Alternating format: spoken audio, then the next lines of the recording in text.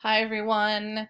Welcome to A Life Well Spent. If you are new here, welcome for the first time. If you are returning, welcome back and thanks for coming back.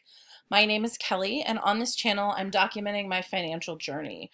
Um, I am in a position where, I'm a homeowner, I'm a solo earner, and I'm in a position where I make enough money to not have to worry too much about having enough money to the end of the month. I've got a lot of privilege in that sense, but I think that that presents its own set of challenges. And so part of the reason behind me starting this channel was to kind of get control of my money.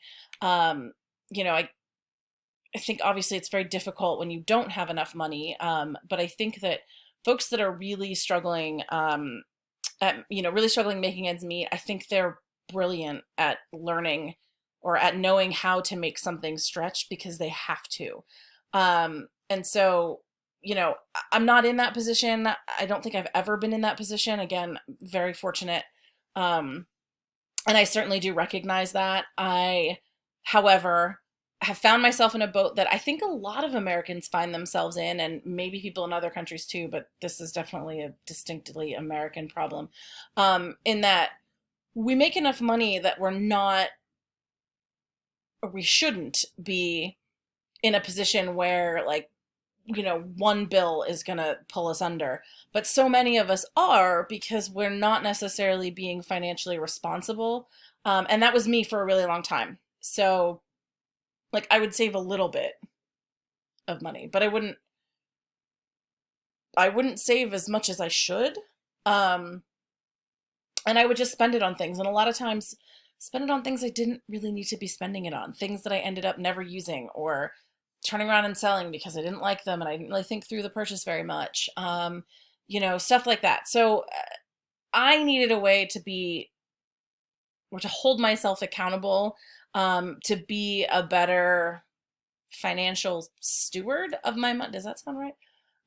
Steward of my money, so that I'm not just wasting it. And that's where the channel comes in. I was doing pretty good with some categories, because I did it cash. I really liked the cash envelope system. That helped me a lot to think of, like, I have X amount of dollars, and when the cash is gone, the category is over, and I can't spend it in it anymore.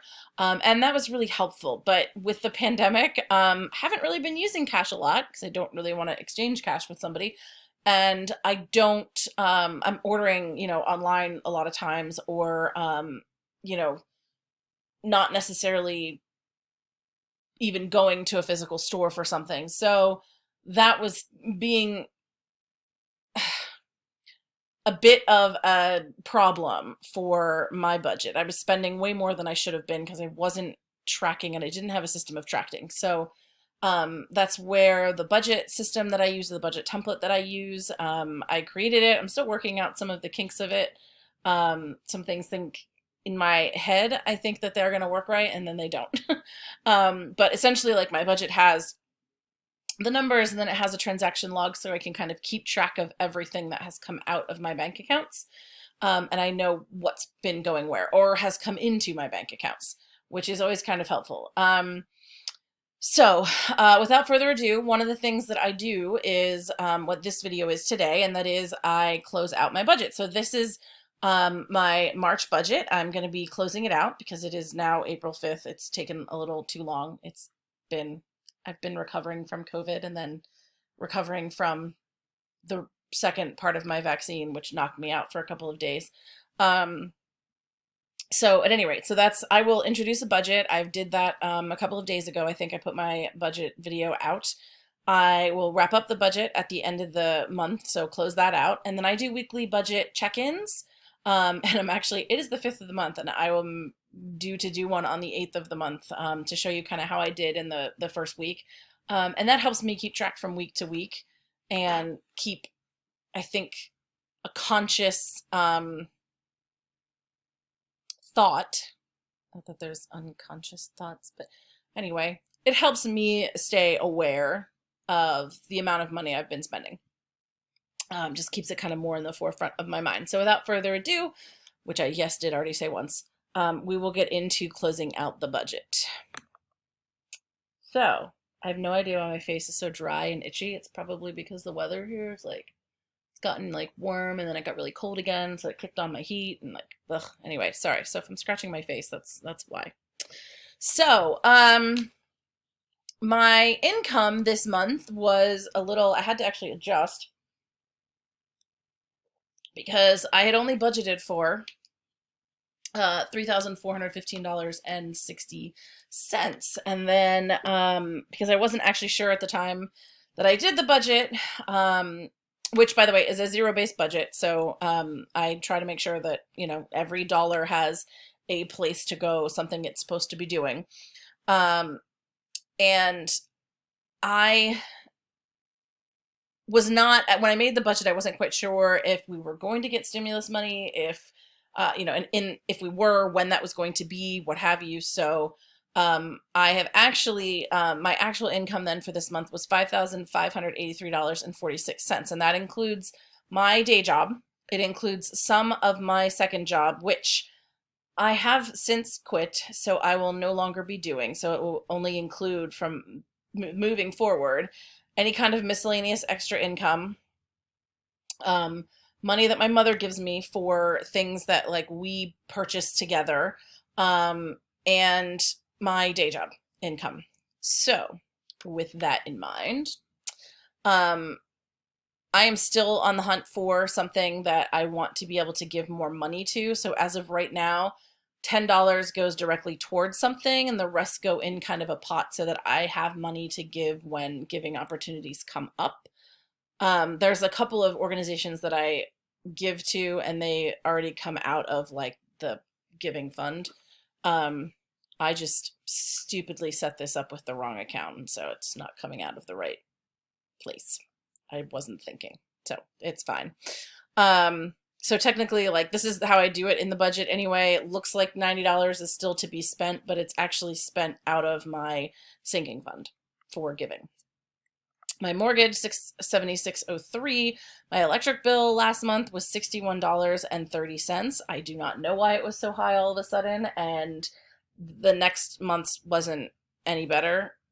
Or I'm sorry, it wasn't any worse again. It like went back to what it normally was. So I can't explain that, and it annoys me. But gas $182.43, sewers $58. That's just a flat rate. Water is $20.07. Garbage is $15. My internet went up. I'm not quite sure what it is. I ended up paying $126.66. It went up because the fees sometimes change, like regional sports fees and stuff like that, which are stupid. And I mean, I don't watch sports at all. But for a while there, I'd had like a negative, like I always kind of pay it up front, and then I get a bill that says like, oh, you have a balance of like minus $6.15 or whatever. And like, I actually got my bill message this month and it actually like had a positive amount of money that I owed. And I was like, wait, what? So at some point, something changed. I didn't notice because it just kept chipping away at like the excess that I had in there, and then finally it needed the money. So I'm not quite sure what that is actually going to end up being. So we'll find out fairly shortly. Actually, the bill should be coming in the next couple of days. My cell phone, this time we paid $176.73, and in an earlier video, my like weekly wrap up, this actually ended up being more. My mother and I, we share a cell phone plan, and she had, I think, 3 payments left on her cell phone, which came out to about $100. So she decided she just wanted to pay her phone off. So she gave me the money. That's why she's given me more than the usual. That was $100 was part of that. And so she gave me that, and then it actually is going to impact what we pay next month. I'm actually not quite sure. Today, I think, is the last day of our billing cycle, so we'll get the actual bill for sure, or for April anyway. But for March's purposes, this was still our bill, so that's what we ended up paying. Actually, to it. Groceries, I spent $169.25 on groceries. Pretty psyched about that one because let me tell you, when I am sick, I want convenience food. I don't want anything that is complicated to cook.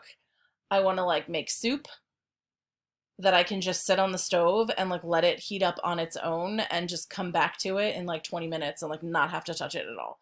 I want things that I can just throw in the oven and let them cook on their own. Like I do not want anything that is super complicated to cook when I feel terrible. So when I got COVID and I was feeling awful, I went ahead and did some like grocery pickup of a lot of convenience foods. So I'm glad that I budgeted for that because I didn't have to feel bad about like having to go over something on my budget when I just couldn't. I just couldn't. And I'm okay with that. I'm actually still under, so I'm pretty psyched about that. I will be honest, if I was actually over, I can't imagine that I would actually care. My life insurance is $7.50. I spent $57.47 in gas. That required me to gas up, I think twice this month, it looks like, probably. I don't think that I gassed up at all in February, like truly. I would have to double check, but I feel like I maybe made it through the whole month on like the tank of gas that I had because I just didn't go anywhere or do anything. So then I think at the beginning of the month I needed gas right at the beginning, and then by the end of the month I needed gas. So probably something to that effect. I did take a test in an exam for my certification at a town about 45 minutes away. So I definitely gassed up before then so that I would have, nothing to worry about there. I spent $64.71 for my parents. They reimbursed me the money. That's part of what's under the mom, income category. Typically, she gives me $60 for our cell phone and $200 for my student loans because we had a deal when I went to school. They would pay it, but they wanted me to take out the loans, and it's a whole thing. House and garden, I went over by $35. Oopsie. This money here, actually, my parents, now that I'm looking at the money here, they have paid me back some of it, but they have not paid me back all of it, which, like, is super not really the end of the world. Like, part of why I keep my parents as a line item is that so I have a record of what they owe me, or what I owe them, or whatever. So it's there for a reason. Because otherwise I don't stay on top of it, and I like have to go find a receipt somewhere or dig it up from somewhere and kind of be like, I think it was like $50. I don't know. So did go over a little bit in house and garden, and I'm okay with it. There were some things that I needed, some things I probably could have ultimately done without, but they were investments in things that I will use in the future. So I'm not super bummed about that in particular. Restaurant, I was just under, which again, given that I was sick, is kind of a miracle, to be honest. It did help that the restaurant I really wanted to go to after my exam was closed because they're not open on Mondays. Oopsie. I did go over a little bit on personal, and some of that was just some things that I had been, wanting to get. I forgot that I had pre-ordered a book, so that I'd ordered it, but I hadn't paid for it yet. They take it out when they actually ship it to you. So that came out. And that's part of what actually put me over. It was like $18, a hardcover book. It's a fantastic series by a absolutely brilliant author. So she's one of the few authors that I'm going to buy a hardcover book from when it comes out. I typically will just wait for something to show up in the library. And, there are probably two authors, actually, that I can think of. One, I will actually just get digital books because I don't necessarily want that many physical books lying around. But the other series, I'll probably own her whole library. But the other one is a romance writer, Sarah MacLean. If you have never read romance, Sarah MacLean is a great place to start if you think you might be into historical romance. She's a fantastic writer. Love it, love her stories, love her characters. But romance writers are like churning out books like every 6 months, you know? So I don't want a whole room full of romance books every 6 months. So I do those digitally. Um, and so when she has a new book coming out, which I think there is one probably in like May or June, I want to say, like I will totally be pre-ordering that as soon as I can. And then the other is a novelist who writes a lot of YA, although she did just start getting into, she has a new adult book um, that came out a couple years ago, and her name is Leigh Bardugo. I would recommend them to anyone. Leigh Bardugo's characters are fantastic, and this is the last book in the Grishaverse. It's not really part of the Shadow and Bone series, but it has some characters that are part of Shadow and Bone. And it's like a duology set all within that universe. But if you've seen previews on that pop up anywhere, from YouTube, from wherever, I'm assuming they're running on TV too, but I don't watch a lot of TV. They created a TV show of Shadow and Bone on Netflix. So if you get Netflix, you should totally watch it when that comes out this month, actually. April something. 23rd, maybe? I need to look, because I probably put it in my calendar. It's like Shadow and Bone Day. Yeah, it's the 23rd. So I absolutely love it. And this was the, next book in the duology, the most recent duology that she's written in that universe. And love it. I'm going to read it. And I'm going to buy that book in hardcover. And I will also buy it in digital. But I'll wait till it goes on sale for that. I don't spend a lot of money on books anymore, but those will be books that I'm spending money on. Okay, so paid $200 towards my student loans, because that's what the payment is. I'm still, I honestly thought that like the no interest and no payments on student loans was kind of automatic, but I guess it's not. I don't know. So I still have to pay the monthly payment on it. All right, so $50 went into my car repair fund, which really isn't just like repairing car, it's just paying for anything that needs to be handled with the car. So if I have to replace the light bulb or get the oil changed or whatever. In this case, it was $15 for, what did I spend it on? A car wash. A car wash. I got a wash with, if you get like the premium package thing, which is the $15 one, they put a special thing on it to get rid of the salt on your car. And I live in the north, when it snows, they put like gravel and salt and stuff like that on the ground. It gets all over your car, so needed to get it all off of my car. So that was kind of, I will usually just kind of wash my car off at home.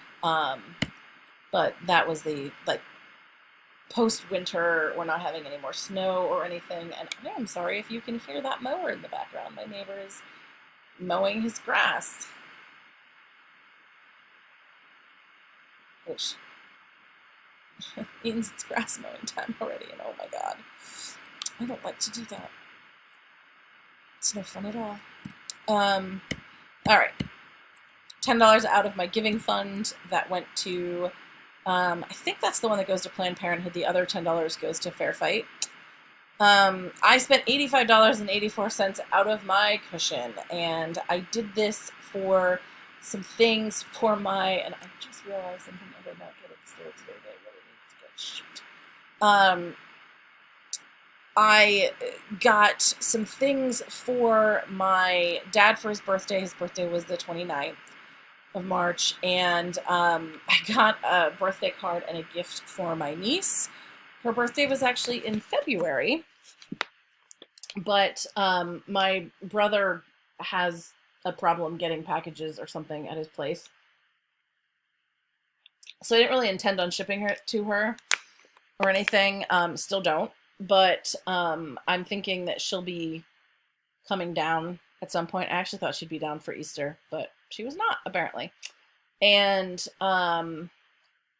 so anyway, I just wanted to kind of have something ready, have her gift and her card ready to go. So that's what that expenditure actually was. I was able to then put $2,000 into my student loan fund, and that's where I'm like money I'm piling up to pay off the rest of my student loans, depending on what's happening with loan forgiveness, which I just saw another article, I think it was in Forbes a couple days ago, about now Biden's looking at whether or not he can do $50,000 worth of forgiveness, just like that. He's having the lawyers, the Department of Ed, looking at it. So, yay, that would be awesome. And I'll assign that money to something else then, if I'm not gonna have to put that towards. If it only is $10,000, then I've got enough saved up that I can just write a check for the rest and move on. And I took $1,000 and I put it into a bed/mattress fund. And the reason I did this is because I definitely need a new mattress and I need a new bed, or at least the bed that I want anyway, is a bed at IKEA, and it's not always in stock. So I wanted to put the money aside so that if it was available to get, that I can just go get it. And I don't have to sit and think about like, wait a minute, can I do this? Like, do I have enough money? Especially with going back to just the one job. So I thought, okay, I really need to like just set this aside and let this go. And then the bed itself is only going to be like $300, I want to say. And then the rest is going to be mattress. So I need to put a little bit more in there next month for the actual mattress. But I left $216.45 in my checking account as kind of just a kind of cushion buffer sort of thing, just to make sure that like everything had a place to go and something to do. But you can see I had way more transactions this month. I also got some dividends, so that was interesting. So my miscellaneous extra income was weird. It's the stimulus. It is my tax return, which I didn't get a lot back in taxes. I design it that way. And then I got like dividends on my savings accounts. So that's kind of weird. And yeah, not a terrible month, all things considered, because I still was able to take $3,000 and put it towards a savings goal. So I'm pretty dang stoked about that. So, I did come down and make some notes for myself. Some things that I would rather do, or rather make sure I remember so that when I go back and do, March 2022, I can kind of remember renewal things, and whatnot.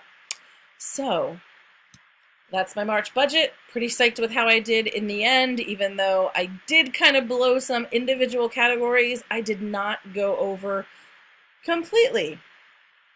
I still had some money left over in the end. I didn't go through everything I spent. So that's good. Because remember, $164 of this is actually my parents' money. So it's close. It was very close. It's very close to like busting the budget for the month, but I did not. So pretty psyched about that.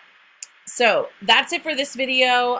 Leave a comment if you have any questions about, how I keep track of anything, and what I do to, how I decide what's going to go where, or any of my thought processes, anything that you want to know. And yeah, that'll be it. And I will see you in a couple days, because I'm about to do a weekly wrap-up video here in a few days. So until then, bye!